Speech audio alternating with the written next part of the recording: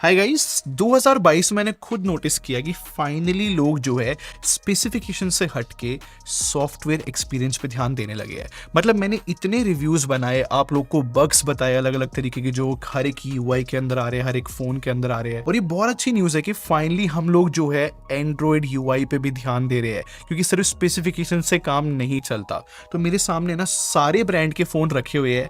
आज मैं आपको बताऊंगा मेरे हिसाब से बेस्ट एंड्रॉयड यूआई कौन सी है और किन यूआई को वर्क करने की बहुत ज़्यादा नीड है। वैसे ऐसा नहीं कि ये रैंकिंग मतलब मैंने ऐसे ही क्रिएट कर दी सिर्फ अपने ओपिनियन पे, थोड़ा सा फैक्चुअल भी रखा है, जैसे कि ब्रांड जो है कितना रेगुलरली सॉफ्टवेयर अपडेट दे रहा है, क्या प्रॉमिस किया इन्होंने कि कितने मेजर सॉफ्टवेयर अपडेट वो देगा एक फ़ोन को, या फिर कि कितने साल के सिक्योरिटी पैच अपडेट होंगे। मतलब सब कुछ फॉर्मुलेट करके मैंने रैंकिंग बनाई है, सब कुछ बताऊंगा। स्टार्ट करने से पहले बता दूं, मेरा नाम है संजय, चैनल का नाम है टेक बार। मेरी कोशिश रहती है कि आपके टेक खरीदने का एक्सपीरियंस है ना बहुत बेटर हो जाए, तो आप सब्सक्राइब कर लो, साथ में बेल आइकन जरूर प्रेस कर लेना। तो गाइस रेडी हो, क्योंकि मैं सीधा स्टार्ट करने वाला हूं नंबर 1 रैंक से जो मुझे फील हुआ ओवर टाइम। अब ये है सैमसंग की वन यूआई। मतलब चाहे आप इनके सस्ते फोन देख लो या फिर महंगे, वन यूआई बहुत स्टेबल लगी मेरे को। सैमसंग ना एक जनरल पैटर्न फॉलो करता है, जो इनके महंगे फोन होते हैं ना उनको 4 साल के मेजर सॉफ्टवेयर अपडेट देता है और 5 साल के सिक्योरिटी पैच अपडेट। और ये सेम बात मैं ए सीरीज के लिए भी बोल सकता हूँ, जो लेटेस्ट आए थे ना A73। और अगर मैं एम सीरीज की बात करूं तो सैमसंग प्रॉमिस करता है 2 साल के मेजर सॉफ्टवेयर अपडेट और 4 साल के सिक्योरिटी पैच अपडेट, जो कि मतलब बजट के हिसाब से रिस्पेक्टेबल है। मेरे हिसाब से बहुत बड़ा प्रॉमिस है सैमसंग की तरफ से इतना ज्यादा सॉफ्टवेयर अपडेट देना, क्योंकि जब पहले वाले फोन आते थे सैमसंग के, चाहे वो ए सीरीज हो या जो S10 सीरीज आई थी, उनमें जो है 3 साल के प्रॉमिस करता था सैमसंग। और ऐसा भी नहीं कि सैमसंग ने झूठा प्रॉमिस करा हो, फॉर रियल। चाहे वो सैमसंग के M13 की बात कर लो या फिर फोल्डेबल S सीरीज, जो भी इनके महंगे फोन आते हैं, सबको एंड्रॉइड 13 मिल चुका है और ये बड़ी बात है। और कोई भी एंड्रॉइड यूआई ना इनकम्प्लीट है अगर उसके अंदर अच्छे फीचर्स ना हो, अच्छी कस्टमाइजेशन ना हो। वन यूआई के अंदर ये भी बहुत सॉर्टेड है। अगर मैं कमियों की बात करूं ना, मुझे ऐसा फील हुआ सैमसंग के फोन है ना, जब आपकी स्टोरेज बहुत ज्यादा भर जाती है तो वो हैंग करने लगते हैं, तो हमें स्टोरेज खाली रखनी मतलब पड़ती ही है। बाकी मैं आप लोग के कमेंट्स भी पढ़ता रहता हूँ। सैमसंग की F सीरीज, M सीरीज होती है ना, उनमें हेयर एंड देयर बग्स दिखते हैं लोगों को। वैसे इस महंगे वाले फोनों में इतने बग्स नहीं आते, बट स्टिल इन सब के बाद भी वन यूआई सबसे प्रॉमिसिंग मुझे साउंड हुई। अब नंबर 2 रैंक की बात करते हैं, और ये मैं देना चाहूंगा पिक्सल फोन्स को। अब इनमें ना पिक्सल यूआई होती है, और मैं सिंपली बोलूंगा फास्ट और क्लीन एक्सपीरियंस होता है एंड्रॉइड वर्ल्ड के अंदर। मुझे बहुत अच्छा लगता है। और अगर मैं अपडेट पॉलिसी की बात करूं तो गूगल प्रॉमिस करता है कि 3 साल के मेजर सॉफ्टवेयर अपडेट देंगे और 5 साल के सिक्योरिटी पैच अपडेट। और हाँ यार, गूगल का फोन है तो ये 4 साल के मेजर सॉफ्टवेयर अपडेट प्रॉमिस कर सकते थे। मुझे लगता है कि इतना बड़ी बात होती है गूगल के लिए। सच बोलूं तो जनरल क्रिटिसिज्म हमेशा गूगल सुनता हुआ आया है, लेकिन मैंने ना एक फैक्ट देखा, जैसे कि सैमसंग है ना, ये S22 अल्ट्रा एंड्रॉइड 12 पे आया था और 4 साल बाद ये एंड्रॉइड 16 पे होगा। और अगर आप पिक्सल 7 प्रो को देखते हो तो ये एंड्रॉइड 13 पे आया था और 3 साल बाद ये भी एंड्रॉइड 16 पे ही होगा। तो एक तरीके से दोनों सेम लेवल पे ही है। 5 साल के सिक्योरिटी पैच अपडेट तो दोनों को ही मिल रहा है। और पिक्सल फोन को एक तो बहुत बड़ा एडवांटेज रहता है कि कोई भी लेटेस्ट एंड्रॉइड आया तो सबसे पहले पिक्सल फोन को मिलेगा। एक चीज को मैं बढ़ा चढ़ा के बोलना चाहूंगा, पिक्सल फोन की एक खास बात है कि ये फोन अगर 90% स्टोरेज भी इनकी भर जाए ना, तब भी ये हैंग नहीं करते, थोड़ा सा भी मतलब इनमें एयर प्रॉब्लम नहीं आती। वैसे इस पिक्सल 7 प्रो के साथ ना एक फोटो अनब्लर वाला फीचर आया था, जो कि पुरानी फोटोज को बहुत अच्छे से शार्प कर रहा था। ऐसे ना बहुत अमेजिंग फीचर्स जो है पिक्सल यूआई को मिलते रहते हैं क्वार्टरली, तो भाई वो और अमेजिंग चीज है। मतलब देखो, क्रिटिसिज्म की कोई ऐसा सच बात नहीं है इस यूआई के अंदर। और अब बात करते हैं नंबर 3 रैंक की, जो कि मैं श्योर हूं बहुत लोग डिसएग्री करेंगे, बट मेरे पास इसका भी लॉजिक है। मैं नंबर 3 रैंकिंग देना चाहूंगा ऑक्सीजन ओएस को, जो कि वन प्लस के फोन में रहती है। सबसे पहली बात तो मैं आपको बता दूं, लेटेस्ट प्रॉमिस जो है वन प्लस ने ये करा है कि ये 4 साल के मेजर सॉफ्टवेयर अपडेट देंगे और 5 साल के सिक्योरिटी पैच अपडेट, जो कि सैमसंग के मुकाबले का है। तो 2023 में बड़े बड़े प्रोमिस करे हैं, बट सिर्फ प्रोमिस को देख के मैंने इसको 3rd रैंक नहीं दी है। इसके पीछे एक बहुत बड़ा रीजन है। मैंने ना OnePlus 10T यूज करा था, और एक चीज पे एग्री कर लेते हैं कि जो ऑक्सीजन ओएस है ना, वो कलर ओएस ही है, बस उसमें हेयर एंड देयर चेंजेस किए OnePlus ने। बट स्टिल जो OnePlus 10T के अंदर सॉफ्टवेयर एक्सपीरियंस था ना ऑक्सीजन ओएस का, वो नेक्स्ट लेवल था। इतना ज्यादा स्मूथ, बिल्कुल बग फ्री एक्सपीरियंस मुझे फील हुआ और इतना फ्लूइड था कि यार मेरे को नंबर 3 ना देना ठीक नहीं लगा। और हम भूल नहीं सकते यार, बहुत सारे महंगे फोन भी आए हैं जैसे कि iQOO 11 है, इसमें ब्लोटवेयर भरा हुआ है, 60,000 का ये फोन है, इसमें एड्स तक है। एटलीस्ट ऑक्सीजन ओएस के अंदर अभी फिलहाल तक तो एड्स ब्लोटवेयर नहीं मिलते, तो वो क्लीन एक्सपीरियंस तो है ही। चलो क्रिटिसिज्म की बात करते हैं कि लोगों को प्रॉब्लम क्या क्या फेस हुई थी। जैसे ही OnePlus और Oppo जो है एक ही ब्रांड हो रहा था, पूरा मेस हो गई थी भाई, सॉफ्टवेयर अपडेट साइकिल नहीं समझ में आ रही, सारे फोन एंड्रॉइड 12 पे है। अब फाइनली सब सॉर्ट हो गया है, जितना मुझे दिख रहा है ये भी एंड्रॉइड 13 पे है, OnePlus 10 Pro। वैसे एक और फैक्ट है कि पिक्सल को छोड़ के ये OnePlus का फोन एक लौता ऐसा फोन था जो एंड्रॉइड 13 सबसे पहले लेकर आया था। बाकी OnePlus की ना नोट सीरीज भी आती है जो कि मिड रेंज रहती है। यहाँ पर OnePlus प्रॉमिस कर रहा है 2 साल के मेजर सॉफ्टवेयर अपडेट और 3 साल के सिक्योरिटी पैच अपडेट। और मैंने कुछ आर्टिकल्स पढ़े थे जिसमें बताया था कि नोट सीरीज के लिए भी एंड्रॉइड 13 आ गया है। खैर अभी तक मेरी यूनिट में तो नहीं आया, बट स्टिल यार मैं मतलब मुझे ऐसा फील होता है कि अब हम लोग है ना OnePlus को अननेसेसरी हेट दे रहे हैं। मेरे हिसाब से एक और चांस देना चाहिए। मेरे को तो एक्सपीरियंस नेक्स्ट लेवल फील हुआ था यार। तो ये थी टॉप 3 UIs। यहाँ से रैंकिंग हमारी हट जाती है, मैं इन जनरल बात करने वाला हूँ बिना किसी रैंक की, रैंडम है ये।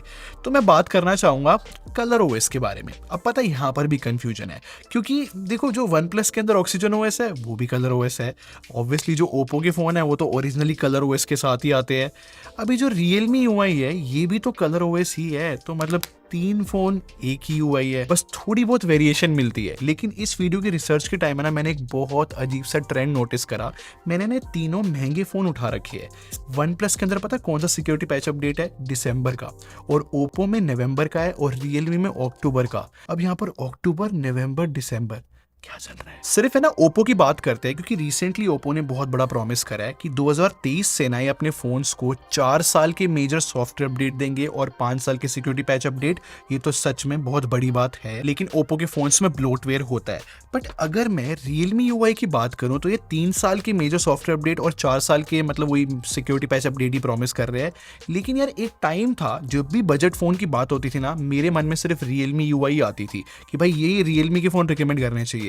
इतना बुरा हाल हो गया इस साल से Realme का कि ब्लोटवेयर भर दिए, एड्स भर दिए। इसको मैं कैसे रैंक करूं? बहुत ज्यादा मतलब मुझे लगता है कि कंफ्यूजिंग कर दिया। बट ठीक है यार, ओवरऑल अगर मैं बात करूं तो एटलीस्ट Realme ने जो है एंड्रॉइड 13 दे दिया है और Oppo ने भी। अब नेक्स्ट मैं बात करना चाहूंगा Redmi और Poco फोन्स के बारे में। देखो भाई बहुत बुरा हाल हुआ था पिछले कुछ टाइम में Poco के फोन्स के साथ भी और Redmi के फोन्स के साथ भी। लोगों ने बहुत फीडबैक दिया Redmi को। बट अब यहाँ पर गुड न्यूज तो ये है कि Redmi और Poco दोनों जो है बहुत इंप्रूव कर रहे हैं। मैंने खुद नोटिस करा है कि एड्स खत्म हुए, ऊपर से ब्लोटवेयर भी बहुत लिमिटेड से कर दी है, तो ये चीज सब कुछ ठीक है। लेकिन अभी भी जो है ना Redmi और Poco के फोन्स एंड्रॉइड 12 पे ही अटके हुए हैं, और इस साल मुझे लग रहा है काफी टाइम तक एंड्रॉइड 12 पे रहने वाले हैं। बट अभी भी पता है प्रॉब्लम क्या है कि Poco और Redmi जो है ना रेगुलर फील नहीं होते अपडेट को लेके। मतलब मैं श्योर नहीं होता कि सिक्योरिटी पैच अपडेट आने वाला है या फिर नहीं। इस चीज को भी फिक्स करना चाहिए। एक और बात मुझे समझ नहीं आती कि जो Redmi के फोन्स होते हैं ना वो MIUI नंबर पे बहुत फोकस करते हैं, MIUI 13, 14, 15 ये सब में। ये एंड्रॉइड नंबर पे ध्यान क्यों नहीं देते? नेक्स्ट मैं बात करना चाहूंगा मोटरोला के बारे में। इनके फोन में ना माई UX हमें एंड्रॉइड सिस्टम देखने को मिलता है। बहुत अच्छा है यार, ये काफी क्लीन एक्सपीरियंस है, बहुत close to stock Android feel होता है। अच्छी चीज है सारी। इंपॉर्टेंट बात, कोई ब्लोटवेयर नहीं होता और ना ही मेरे को कभी बग्स देखने को मिले।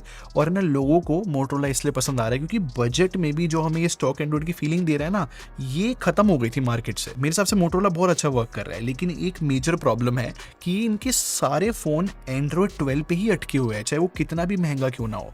ये चीज को मेरे हिसाब से फिक्स करनी ही चाहिए। एक और पर्सनल फीडबैक देना चाहूंगा मैं। मेरे हिसाब से मोटरोला को अपनी कैमरा ऐप को इंप्रूव करना चाहिए, बहुत ज्यादा कंफ्यूजिंग है। अब मैं नेक्स्ट बात करना चाहूंगा फन टच OS के बारे में, जो कि iQOO और Vivo के फोन में मिलती है। अब यहाँ पर सबसे बड़ी तारीफ की बात पता है क्या है?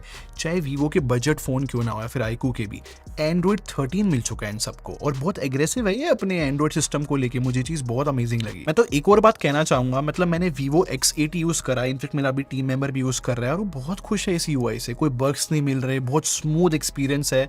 मतलब एक टाइम था कि फन टच OS महंगे फोनों में लोगों को नहीं पसंद थी, काफी ज्यादा इंप्रूव किया है Vivo ने। लेकिन प्रॉब्लम आती है iQOO की फन टच OS के अंदर। रिसेंट टाइम में ये iQOO 11 60,000 का लॉन्च हुआ है और इसके अंदर ब्लोटवेयर बहुत सारे मिलते हैं। हॉट एप्स, हॉट गेम के अंदर जो है वल्गर रिकमेंडेशन भी मिलती है, नोटिफिकेशन भी वल्गर आ जाती है। थोड़ा बैड वे इन्होंने थोड़ा अपनाया जिससे फोन सस्ता हो जाए। ये चीज मैं बोलूँगा एक्चुअली में बुरी है। और जो इसका सॉफ्टवेयर एक्सपीरियंस है ना iQOO 11 का, बहुत ज़्यादा बग्स थे यार, तो ये भी सॉर्ट करना चाहिए। मतलब स्पेसिफिकली बोलना चाहूँगा iQOO को बहुत नीड है इंप्रूवमेंट की। अब नेक्स्ट ऐसे ब्रांड के बारे में बात करते हैं जो बिल्कुल अभी आया है और सिर्फ इंप्रूवमेंट पे फोकस कर रहा है। मतलब मैंने इतना अच्छा ब्रांड अभी तक नहीं देखा जो सिर्फ फीडबैक ही लिए जा रहा है और उस पर वर्क भी कर रहा है, वो है नथिंग।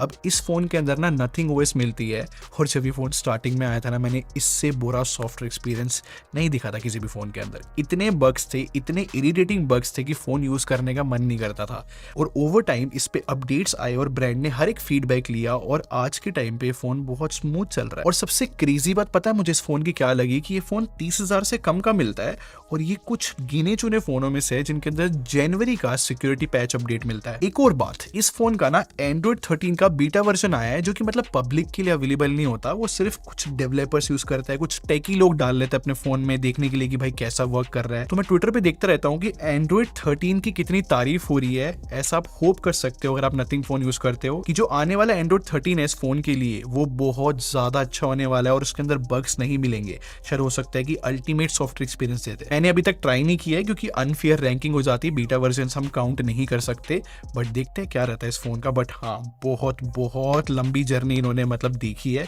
और अमेजिंग काम कर रहे हैं। तो इंडिया की सारी पॉपुलर एंड्रॉइड यूआईस की हम बात कर चुके हैं। आप कौन सी एंड्रॉइड यूआई यूज करते हो, मुझे प्लीज कमेंट सेक्शन में बताओ आपका क्या फीडबैक है। मुझे बहुत मजा आया वीडियो बनाने में ऑनेस्टली। मतलब जब रिसर्च के टाइम पता लग रहा था ना कि एग्जैक्टली में ब्रांड कैसा कैसा काम कर रहा है, तो थोड़ा पता भी लगता है कि हाँ भाई, इस ब्रांड पे भरोसा किया जा सकता है। बाकी वीडियो पसंद आई हो तो लाइक कर देना और सब्सक्राइब करके हमारी टेक आर्मी को ज्वाइन कर लो। हम लोग क्वालिटी में बिलीव रखते हैं। अगले मिलते हैं। Thanks for watching. Bye bye guys.